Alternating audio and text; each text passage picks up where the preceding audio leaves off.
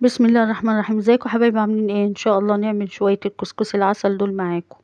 تعالوا نشوف هنعمله ازاي بطريقه سهله وبسيطه، ما خدش وقت ما شاء الله معايا يعني، وطلع جميل جميل جميل. تعالوا بقى نشوف نعمله ازاي. وممكن تاكليه بحبه سكر كده وحبه لبن، او تعمليه بشوربه، تعمليه على لحمه، على فراخ، بط، وز، اللي عندك الموجود. بس احنا عامه احنا عملناه كده ايه، زي حلويات، بنحبه احنا بالسكر واللبن. تعالوا نشوف هنعمله ازاي وطريقته ايه. وتسويه كده بالمكسرات، ما شاء الله اللهم بارك، حاجة كده كانت جميلة جدا. احسن بقى من زمان لما كنا بنعمله بالغربال وحلل بقى ودوشة. لا، هنا يعني في المطبخ كده عملته على السريع وانا واقفة، ما خدش حاجة ولا خد وقت خالص معايا، وطلع اللهم بارك. تعالوا نشوف هنعمله ازاي. هنا انا جبت 2 كيلو دقيق ونخلته وحطيته كده في الصينية الكبيرة دي، صينية العشاء. وهجيب هنا معايا الكوبايه دي بتاخد لتر من الميه، بس انا مش هاخد اللتر كله، بس عشان ايه كنت لوحدي وقلت بدل ما افضل رايحه جاي. حطيت عليها معلقه معلقه كبيره بتاعه الاكل ملح، ودوبته. ويا دوبك كده حبه حبه كده، وتبداي ايه تقلبي، تنزلي شويه ميه كده، شويه شويه بصوت كده، وتقلبي لحد بس الدقيق ما يتشرب من الميه، واحده واحده كده مع نفسك.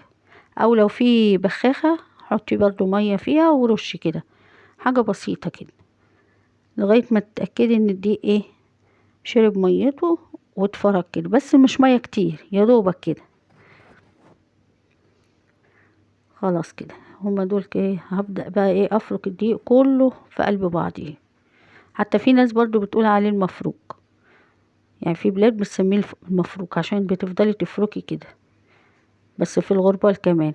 بس هنا بقى هتعملي اول مرحلة هي دي، تبدأي كده شوية مية وتشربي الدقيق ايه بالمية، حاجة بسيطة كده، بس ما تعجنهوش يعني، يا دوبك كده يبقى ايه، يا دوبك شرب شوية مية كده، وتبدأي ايه تفركي فيه كده. هو كده تمام، بس انا ايه بقلب كتير عشان ايه اضمن ان الدقيق كله اتشرب معايا بالمية. تفضلي كده تقلبي فيه لحد ما تتأكدي ان الدقيق كله اتشرب معاكي مية، بس مش مية كتير يعني، ما تطرهوش خالص. تمام كده، هو الشكل ده، يعني تحسي ان هو دقيق لسه بس مندي كده. خلاص انا جبت الكبة بقى، وهاخد شوية شوية كده فيها وهضربهم لحد ما اخلص الكمية كلها اهو. بصوا بقى هنا بقى بعد ما اتضرب في الكبة، ما شاء الله اللهم بارك، تمام كده، بقى عامل زي حبيبات الرملة كده اهو. هقلب بقى كل اللي انا هعمله هحطه في الطبق ده، وهضرب بقى كل كمية حبة حبة كده. انا الكبة بتاعتي صغيرة، ما بتضربش، ما بتاخدش كمية كبيرة. لكن لو عندك الكبة بقى اللي هي كذا سلاح دي، ما شاء الله ممكن في ثواني تكوني مخلصة. هضربهم بقى كده شوية شوية كده لحد ما هي اخلص الكمية كلها. ما شاء الله طلع جميل جميل. يعني ممكن تعمليها تفطروا بيه على الغدا جنب الاكل، شوية شوربة كده، شوية لحمة فراخ تعملي جنبيها مكان الرز، يعني بيبقى جميل برضو. عايزة تعمليه بقى بالسكر كده واللبن للولاد، يبقى تمام اهو.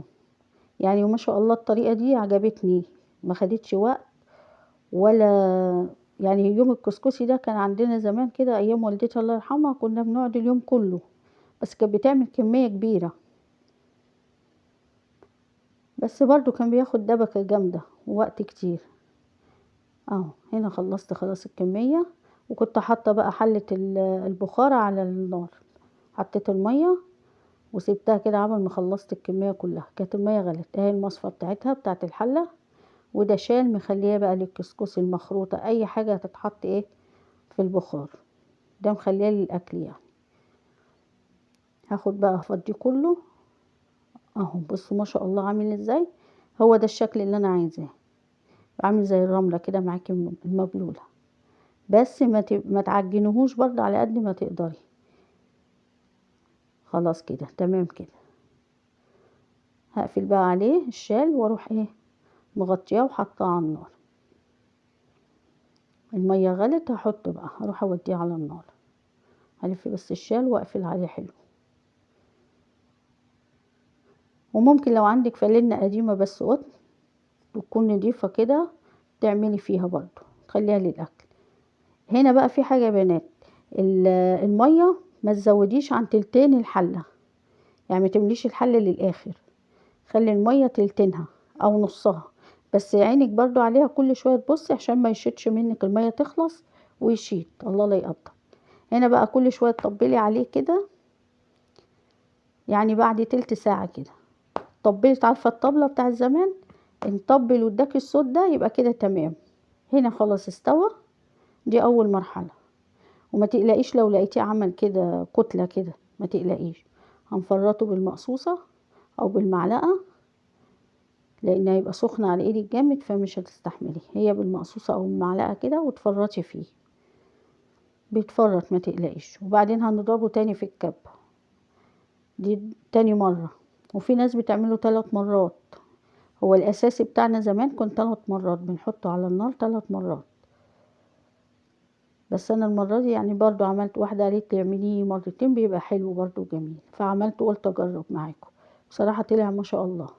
هنا بس يا دوبك حوالي كوباية الا ربع مية، ما تكتريش، هنديه برضو كده بشوية مية بسيطة، وهفرطه كده بقى بالمقصوصة كده وانا واقفة او بمعلقة، وهبدأ بقى اخد برضو واحط في الكبة واضربه، واعيد برضو ايه الدور تاني، تضربيه برضو في الكبة الكمية كلها برضو، ولا هتحطي مية ولا هتعملي حاجة تاني، هي حبة مية نص كوباية، كوباية الا ربع، يا دوبك كده تنجيه بيها بس. تاني دور خلاص كده خلصت الكمية كلها، دول اخر حبة هحطهم في الكبة واضربهم. وبرضه حطيت مية على النار تانية، زودت الحلة وسبتها عمل ما تغلي اكون انا خلصت ايه ضرب في الكبة. هنا الكمية كلها اهي، بس انا هنا يا بنات برضو مش هحط بقى الكمية كلها، هحط على قد الاكل بس، على قد الاكل بتاعنا بس، وهشيل لان الباقي هعمله برضو في البخار، بس هشيله بقى في الفريزر، احط كيسين كده واشيلهم في الفريزر في اي وقت بقى اطلع ايه، حد عايز ياكل حاجة حلوة، عملت شوية شوربة عايزة احطه جنب الغدا، بينفع يعني في الاوقات اللي زي كده. يعني دايما اعمل كمية 2 كيلو 3 كيلو، واشيل برضو جزء في الفريزر في كيس، كيس التلاجة كده، واروح معبيه شوية وشايلها. هنا خلاص اهو زي ما قلت لكم، زودت الحلة وسبتها لما غليت خالص، رحت حاطه بقى الكسكسي. الحبة بقى اللي هيطلعوا دول اللي هناكلهم، هنتعشى بيهم، كنت عاملاه بالليل.